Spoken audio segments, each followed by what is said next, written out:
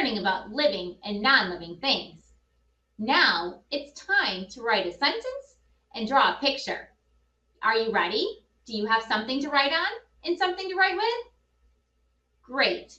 Our question today was, what is in your backyard? You can write about anything that's in your backyard.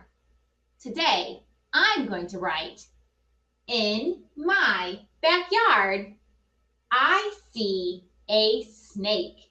We saw a snake in my backyard last week, so that will be my sentence. Can you help me count the words in my sentences? Ready? In my backyard, I see a snake. I have 7 lines because there are 7 words in my sentence. You can draw a line for each one of your words in your sentence. Just remember, leave a space between your words. Let's get started. My first word is in. Can you help me sound out the word in? What sounds do you hear? I, n. 2 sounds in the word in. The first sound is I. That is the letter I. Whenever I start a sentence, I always start with a capital letter. There's my capital I. The next sound is n. Do you know what letter makes that sound? You're right. It is. It's N. There's the word in. In my. My next word is the word my. Let's stretch out the sounds. M, I. 2 sounds in the word my. The first sound is m. What letter makes that sound? M. Great. There's my M. Now the next sound is I in the word my, but we use a lowercase y to make that sound. There's the word my. In my backyard. The next word is backyard. That's a long word. It has 2 syllables. Let's break it in half. The first part is back. Let's say the sounds in the word back. B, a, k. 3 sounds. The first sound is B. What letter makes that sound? B. You're right. There's my B. The next sound is a. Do you know that sound? You're right. It's lowercase a. There's my A. The next sound is k. 2 letters in this word are making the k sound. Do you know which 2 letters to use? You're right. C and K. That's the word back. Now we need the word yard. Let's stretch out those sounds. Y, R, D. 3 sounds. The first sound is y. That is the letter Y. There's my Y. The next sound in this word is R. To make the R sound, it's A-R. We need one last letter in the word yard. What sound do you hear at the end of yard? D. That's right, it's D.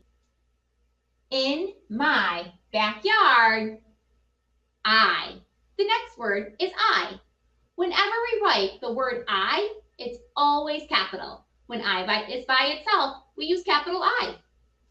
There's my capital I. In my backyard, I see. The next word is see. Let's stretch out the sounds. S, E. 2 sounds in the word see. The first sound is S. What letter makes that sound? S. Great. Now the next sound is E. To make the long E sound, we use 2 E's in this word. That's the word see. In my backyard, I see a. It's just a lowercase a to write that word. That's easy. I see a snake. You can put anything that you see in your backyard. Just stretch out your sounds. I'll stretch out the sounds in the word snake. S, n, a, k. How many sounds? S, n, a, k. 4 sounds. The first sound is S. We know that letter. It's the letter S. The next sound is N. Do you know what letter makes that sound? You're right, it is N. The next sound is A. What do you think it could be? You're right, it's the letter A. Then what's the last sound you hear? K, k, snake. K.